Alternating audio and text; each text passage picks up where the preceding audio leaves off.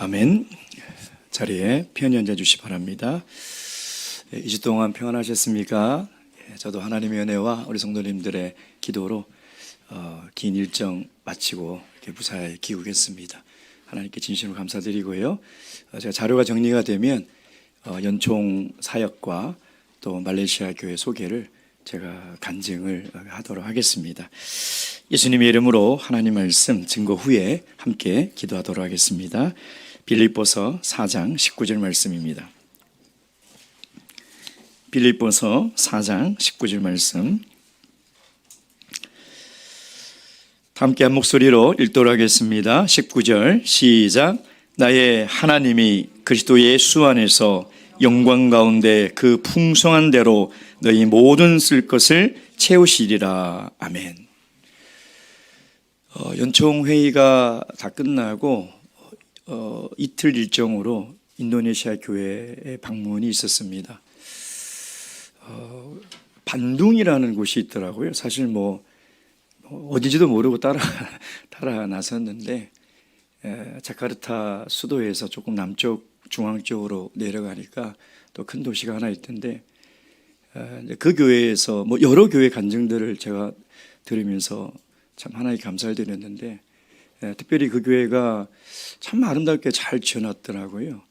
근데 그 헌당 건축하는 과정에 그 간증을 들었는데 이제 큰 도로가 있고 교회로 들어오려면 2개의 건물을 지나서 안쪽 골목 안으로 들어와야지만이 저희 교회가 있는 자리인데 이제 거기에 건축을 하려고 했더니 그 도로, 그 작은 그 골목길 도로를 점유하고 있는 사람이 우리 교회가 이제 그 통로를 쓰지 못하게 이제 아예 그냥 철 대문으로 이렇게 막아버렸더라고요. 사진을 보니까.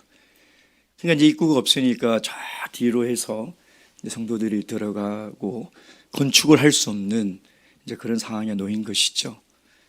전 성도들이 매일같이 아침 저녁으로 합심해서 하나님께 간절히 기도를 했는데 그 큰 대로변에 있는 2 건물은 그냥 두면 가격이 오르는 아주 그런 요지였다고 합니다.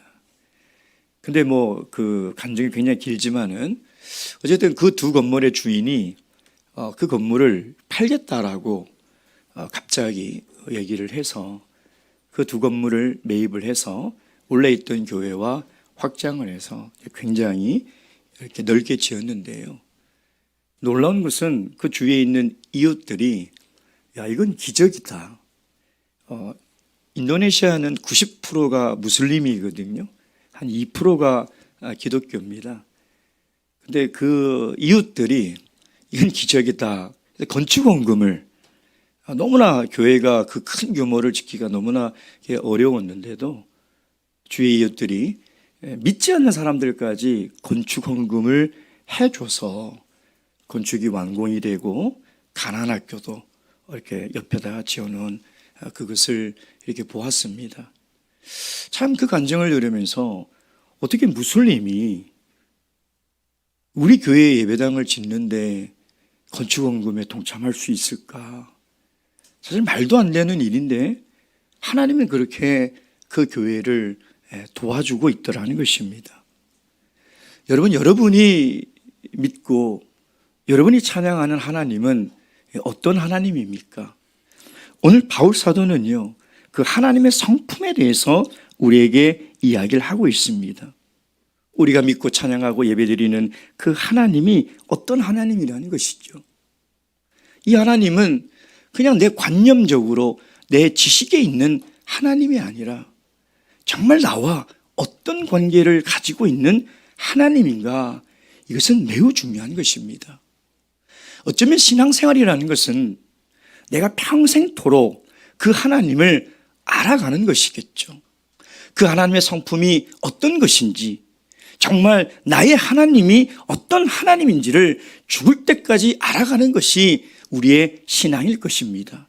그런데 안다는 것은 지식으로 안다는 것이 아니라 체험한다는 겁니다. 내가 삶 속에서 정말 하나님이 나의 어려움을 도와주시고 있구나, 나와 함께하고 있구나를 체험하는 것, 그것이 하나님을 안다는 것이죠. 빌립보서는 옥중서신입니다. 지금 바울 사도는요, 그 빌립보 교회가 도와주는 그 헌금으로 하나님의 일을 하게 된 것에 대해서 빌립보 성도들에게 감사함을 전하고 있는 것이죠. 근데 그 빌립보 교회가 어려운 가운데서 하나님의 일을 도와줄 때 그들이 가난해지는 것이 아니라 오히려 풍성한 하나님이 우리의 모든 필요를 채워주신다. 그 하나님이 내가 경험했던 하나님이다 라고 지금 바울은 이야기를 하고 있는 것입니다. 다시 한번 읽어보겠습니다. 19절 말씀 시작. 나의 하나님이 그리스도 예수 안에서 영광 가운데 그 풍성한 대로 너희 모든 쓸 것을 채우시리라. 우리가 하나님의 나라와 하나님의 일을 위해서 우리가 사용할 때 우리가 가난해지고 핍절해지고 힘들어지는 것이 아니라 우리의 모든 필요를 채워주시는 하나님이라는 것이죠. 오늘 우리가 기도할 때 여러분 마태복음 6장에 보면 예수님께서 이렇게 말씀하고 계시죠. 너희가 구하기 전에 너희가 필요한 모든 것을 하나님께서 알고 있으니 너희는 이방인들처럼 구하지 말라라고 이야기를 하고 있지 않습니까? 여러분 우리가 기도할 때 그걸 믿어야 돼요. 하나님은 우리가 구하기도 전에 우리가 무엇이 필요한지를 다 알고 있다는 것입니다. 하나님이 몰라서 우리에게 주시지 않는 것이 아니라는 거예요. 하나님이 왜 모르겠습니까? 우리가 하나님께 구하는 것이, 하나님께 간구하는 것이 필요한 것이 있다는 것을 하나님께서 왜 모르시겠냐면 하나님 아십니다. 그 모든 것을 아시는 하나님이라는 믿음을 가지고 하나님께 우리가 구해야 되겠죠. 여러분 하나님은 어떤 분이십니까? 천주의 주제시요 이 세상 만물의 주인이십니다. 세상에 하나님보다 부유한 분이 누가 있겠습니까? 어느 누구가 그가 부유하다라고 이야기하더라도 우리가 믿고 있는 하늘의 아버지 하나님보다 부유한 사람이 어디 있겠냐 이 말이에요. 근데 그 하나님이 우리가 무엇이 부족한지를 우리가 구하기도 전에 하나님은 다 안다는 것이. 근데 더 감사한 것은요, 그 하나님이 참 좋은 하나님이라는 거예요. 그래서 우리의 필요를 하나님은 채워주십니다. 결코 우리의 결핍을 그냥 보고 계시는 분이 아니라는 것이죠. 그런 무책임한 분이 아니에요. 여러분 어떻게 내 자녀가 무엇인가가 결핍하여 고통받고 있고 무엇인가 부족하여 어려움에 처해 있는데 부모가 어찌 내 몰라 할 수 있겠냐 이 말이에요. 그럴 수가 없는 거예요. 그래서 우리 하나님은 모든 것을 가지고 계신 분인과 동시에 참 좋으신 하나님이에요. 늘 우리의 필요를 채워주시고 우리를 인도하시는 하나님이라는 것이죠. 근데 또한 우리 하나님은 그 채워주실 때에 하나님의 정확한 때에 채워주신다는 거예요. 하나님의 정확한 하나님의 방법으로 채워주신다는 거예요. 여러분 인도네시아에 있는 교회 성도들이 어떻게 그 이방인들이 그 건축을 위해서 모금을 하듯이 도와줄 거라고 상상도 못했다는 것입니다. 그걸 우리가 어떻게 상상할 수 있겠습니까? 근데 하나님은 그들의 필요가 무엇인지를 아시고 그 이방인들의 마음까지 움직이셔서 하나님의 성전을 건축하는 일에 하나님의 살아계신 하나님을 나타내지 않았습니까? 그래서 하나님은 참 좋으신 하나님이고 나아가서는 하나님은 정말 가장 정확한 때에 우리의 필요를 채워주신다는 것이죠. 혹 지금 내가 이것이 필요하고 이것을 간구하는데 하나님께서 주시지 않는 것 같다면 기다리시기 바랍니다. 마치 아침 안개가 자욱하여 앞이 정확하게 보이지 않을 때가 있어요. 그럼 그 자리에서 기도하세요. 그 기도하는 시간이 하나님과 더 깊어지는 시간으로 만드시면 되는 거예요. 왜? 하나님은 내가 필요한 것이 뭔지 알고 계세요. 그리고 언제 그것을 주실 줄도 하나님 알고 계시고, 그것을 주시는 타이밍도 가장 정확하고 나에게 가장 좋은 때에 주신다는 것을 우리가 믿는다면, 비록 지금은 희미하게 보이고 너무 힘들고 지치고 아무것도 안 보이는 것 같지만, 그 자리에서 하나님께 기도하시기 바랍니다. 하나님과 교제하세요. 멈춰서서, 그리고 하나님이 보여주는 데까지만 우리가 나아가면 돼요. 왜? 반드시 태양이 뜨면 그 안개는 순식간에 사라져버립니다. 지금은 보이지 않는 것 같아서 너무나 답답하고 힘들고 고통스럽지만요, 하나님의 은혜의 빛이 내 삶에 비춰주는 순간 그 안개는요 한순간에 사라져버려요. 그래서 그 자리에서 힘들어하지 마시고, 낙심하지 마시고, 좌절하지 마시고, 그 시간에 멈춰서서 하나님께 기도하는 거예요. 예. 하나님은 실수가 없으시고요, 가장 좋은 때에 정확하게, 정말 이 하나님은 나의 하나님이며 나의 모든 부족과 결핍을 채워주시는 하나님이구나, 그것을 우리가 깨닫고 느끼게 하시는 것이죠. 그런데 이 필요가 물질의 필요만이 아닙니다. 정신적인 필요, 위로, 격려. 사실 우리는 물질보다 더 필요한 것은요, 하나님의 위로예요. 하나님의 긍휼이에요. 그뿐이겠습니까? 영적인 것도 하나님이 채워주세요. 우리가 영적인 어떤 부분에서 부족한지 하나님이 왜 모르겠습니까? 내가 영적으로 어떤 부분이 결핍되어 있는지 하나님이 왜 모르겠냐면, 하나님 반드시 채워주신다는 거예요. 그걸 믿고 우리가 함께 기도해야 된다는 것이죠. 그래서 하나님이 이것을 채워주실 때 우리가 반드시 가지고 있어야 될 게 바로 믿음이라는 거예요. 하나님 채워주신다, 그 신뢰를 가지고 있어야 돼요. 우리가 그것을 신뢰할 때 하나님은 좋은 때에 가장 좋은 곳으로 채워주시는 것이죠. 근데 우리가 믿음으로 기도할 때 우리의 필요와 욕구를 잘 구별하셔야 돼요.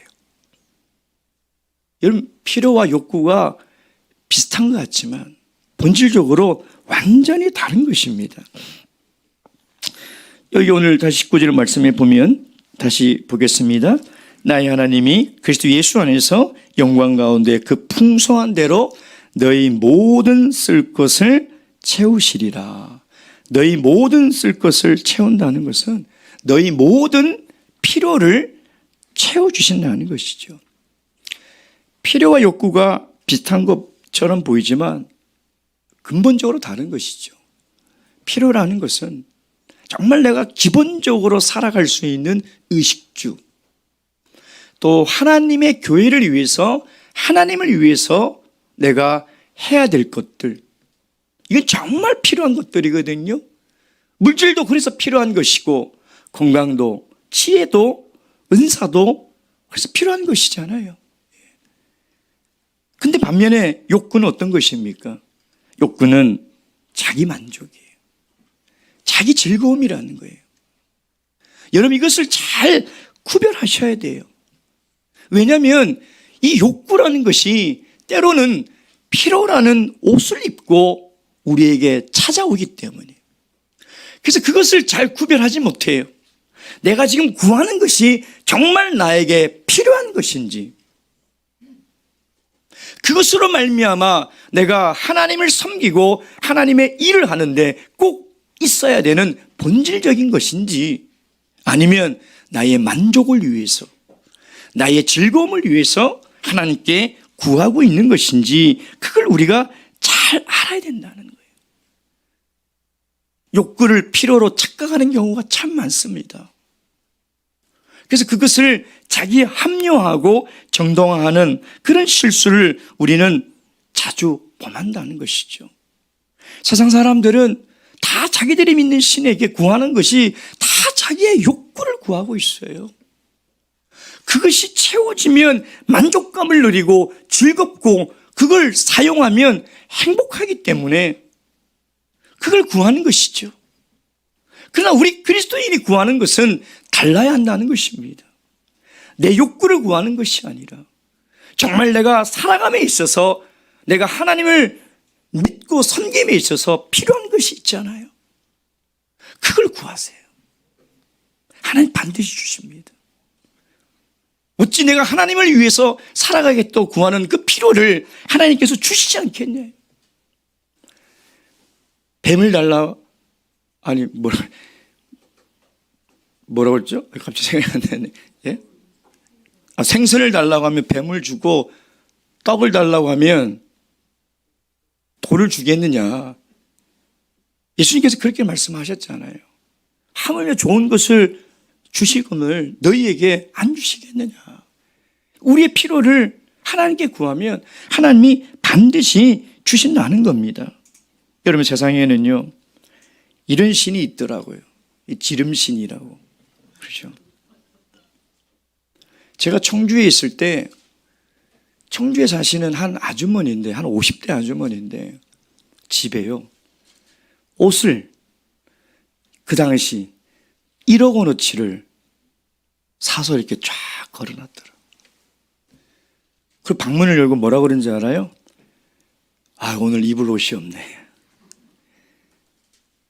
제가 깜짝 놀랐습니다. TV에 나왔어요, 그 아주머니가. 여러분, 우리가 무슨 물건을 살 때 진짜 내가 필요한 건지 아니면 내 만족을 위한 것인지 우리 그리스도인은 정말 잘 분별해야 돼요. 필요한 거 사야 돼요. 필요한 걸 사는 것을 어찌 죄라고 할 수 있겠습니까? 그건 당연히 필요한 거죠.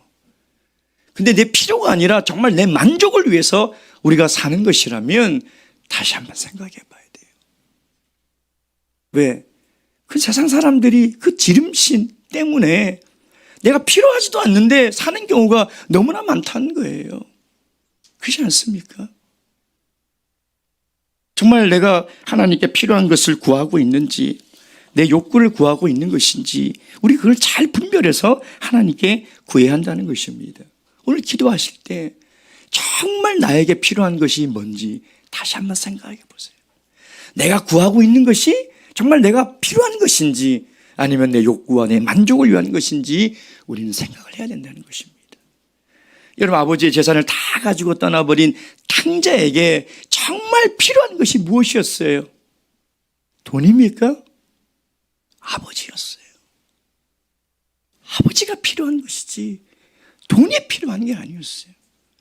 근데 그는 그의 욕구와 필요를 구별하지 못해서 결국은 자기의 욕구를 채워서 다 가지고 나갔다가 마지막에 거지가 돼서 깨달은 게 뭡니까? 나에게 필요한 건 아버지였구나. 돈은 아무 필요 없구나. 그걸 깨달았다는 것이죠. 사랑하는 성도 여러분, 오늘 바울 사도가 빌립보 이 편지에서 고백했던 것처럼 나의 하나님은 정말 모든 필요를 채워주시는 풍성한 하나님이라는 것을 고백할 수 있는 그런 삶을 살아가야 되지 않겠습니까? 무엇보다도 우리에게는 하나님이 필요한 거예요. 하나님 아버지가 필요하지 않겠습니까? 오늘 우리가 기도할 때에 그 하나님으로 채우시고 또 그 하나님이 나의 필요를 채워주시는 그런 귀한 신앙의 삶을 살아가시는 저와 여러분이 되기를 주님의 이름으로 축원드립니다. 기도하시겠습니다. 첫 번째 우리 기도 제목입니다. 첫 번째 기도 제목 띄워주시죠.